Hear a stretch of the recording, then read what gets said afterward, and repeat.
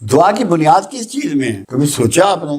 جب آپ کو یہ یقین اور یہ بھروسہ ہو جائے ایک طاقت ہے، ایک قوت ہے جو مجھے پکڑنے والی ہے، جو مجھے چھوڑنے والی، جو مجھے دینے والی ہے، جو مجھ سے چھیننے والی، جو میرے حالات کو بدلنے والی ہے، میرے سانسوں کو کھینچ لینے والی، وہ طاقت وہ ہے جو آپ کو دیکھ بھی رہی ہے، جو آپ کی بات کو سن بھی رہی ہے، جو آپ کی فیلنگ کو بھی جانتی ہے، جس کا نام اللہ۔ جب آپ کا یہ یقین ہو جاتا ہے کہ میرا اللہ مجھے دیکھ بھی رہا ہے اور میری سن بھی رہا ہے، میری محسوس بھی کر رہا ہے، اور وہ وعدہ بھی کرتا ہے کہ میں قبول کرنے والا ہوں، تو آپ اپنے معاملات کے لیے ہر طرح کے معاملات اس سے درخواست گزار ہو۔ وہ جو آپ کی درخواست ہے پروردگار کے ساتھ، وہ دعا ہے۔ دعا کا بنیادی طور پہ دعا کا مطلب ہے کہ آپ امید رکھتے ہیں۔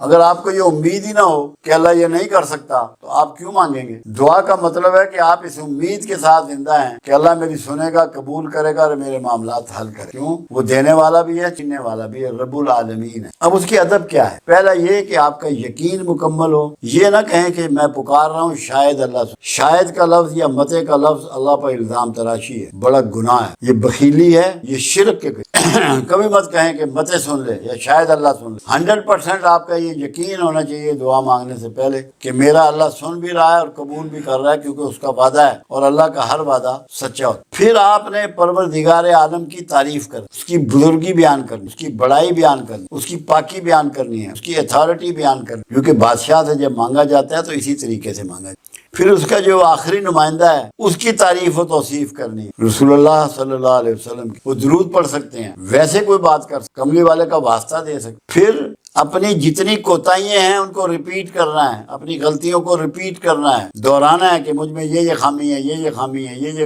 برائی ہے، یہ گناہ ہے۔ پھر اس کی اللہ سے معافی طلب کرنی، پھر اس کی معافی طلب کرنی اور معافی مانگ کر اللہ سے وعدہ بھی کرنا۔ توبہ جو ہے وہ تب ہوتی ہے جب ہم اللہ سے وعدہ کرتے ہیں کہ میں مستقبل میں ایسا نہیں کروں۔ پہلے معافی مانگنی ہے، پھر اللہ سے وعدہ کرنا ہے، پھر اپنی ڈیمانڈ طریقے سے، اسلوب سے اللہ کے حضور پہ۔ پہلی چیز یہ ہے کہ اللہ میرے تمام گناہ بخش دے، مجھے صراط مستقیم کا مسافر بنا دے، مجھے اپنے ہدایت یافتہ لوگوں میں شامل کر دے، مجھے اپنے مخلصین میں شامل کر دے، مجھے اپنا فرما بردار بنا دے، اپنے سے ڈرنے والا بنا دے، اپنا مخلص بنا دے، اور مجھے حکمت عطا فرما، دانائی عطا فرما، دین کو سمجھنے اور اس پہ عمل کرنے کی طاقت اور ہمت عطا فرما، مجھے شیطان کے شر سے بچا، نفس کے شر سے بچا۔ اس کے بعد بھی اگر کوئی آپ کا مسئلہ رہ جائے، سامان دنیا مانگنا اللہ کے حبیب نے پسند نہیں۔ آپ نے فرمایا اللہ سے مانگو مغفرت اور معافی اور رحمت، یہ چیزیں مانگو۔ جو چیزیں اللہ نے اپنے رسول کے لیے آپ سے منگوائی وہ مانگو، رحمت، برکت، سلام،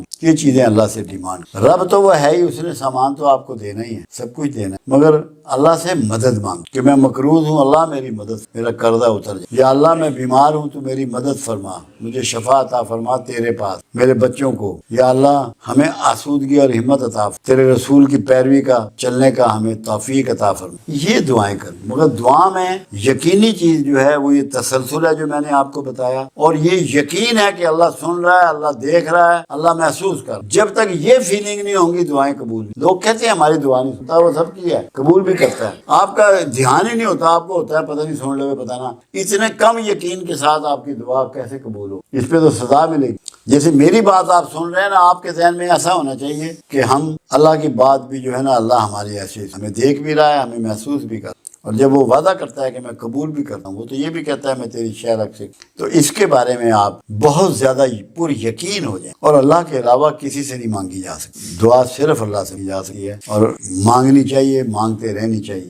پورا قرآن دعاؤں سے بھرا پڑا ہے، ہر نبی اور رسول کی دعائیں قرآن میں درج، رسول اللہ کی دعاؤں سے قرآن بھی بھرا پڑا ہے، اور احادیث کی تمام کتب میں بے شمار ہر لمحے کی، ہر لحظے کی دعا اللہ کے رسول صلی اللہ علیہ وسلم نے آپ کو سکھائی۔ تو رسول اللہ کی دعاؤں کو نقل کریں، ان کو یاد کریں، ان کو کریں، اپنی پنجابی میں کر لیں، اردو میں کر لیں، پشتو میں کر لیں، جو زبان آپ کی ہے اپنی مادری زبان میں ان دعاؤں کو سیکھیں۔ ان کے الفاظ کی جو ترتیب ہے، جو ڈیمانڈ ہے، وہ کلاسیکل ہے، لاجواب ہے۔ تو اللہ سے آپ رابطہ اپنا رکھیں، اور دعائیں ایک ایسا طریقہ ہے جو ہر وقت آپ اللہ سے رابطہ، کوئی آپ کی مدد نہیں کر سکتا اگر اللہ نہ کرے۔